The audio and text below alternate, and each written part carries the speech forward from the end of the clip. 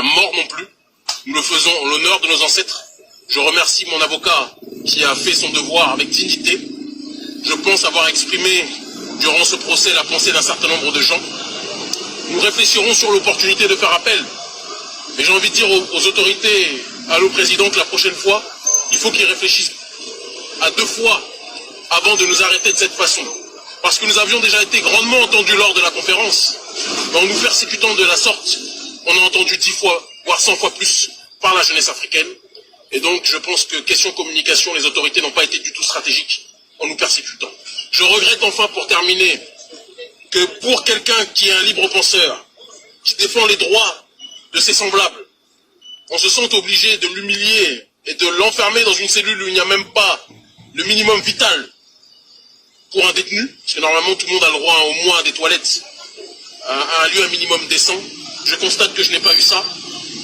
Et pour conclure, je dirais à certaines personnes qui ont crié victoire trop tôt, qui se réjouissaient de notre arrestation, je ne vais pas citer le nom d'un certain Ismaël, il se reconnaîtra, et de certaines personnalités, mais il faut qu'ils sachent que l'histoire va dans notre sens aujourd'hui. Que la jeunesse africaine n'est plus décidée à se laisser marcher dessus.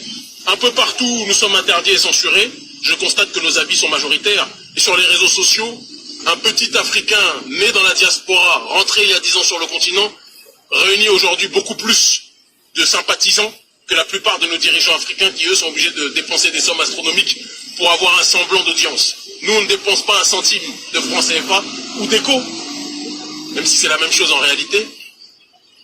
Pour avoir une audience, les gens nous entendent parce qu'ils savent que le message que nous donnons, que nous transmettons, est un message de dignité, un message de sincérité, et que nous irons au bout. Ce n'est pas le combat de Kémy Séba, je tiens à le préciser, parce qu'on a essayé de personnaliser la thématique. C'est le combat d'une jeunesse africaine et diasporique, parce que dans les Caraïbes aussi, ils se sentent colonisés, qui en a marre qu'au XXIe siècle, on nous parle des droits de l'homme, mais que nous soyons toujours colonisés.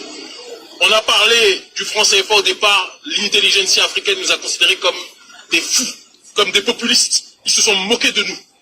Aujourd'hui, les mêmes qui se moquaient de nous sont obligés de prononcer face caméra à côté de Macron qu'il faut changer en partie. Pour nous, ce n'est pas suffisant, mais changer en partie le franc CFA. C'est parce que nous avons mis la main dans le cambouis qu'on en est arrivé là.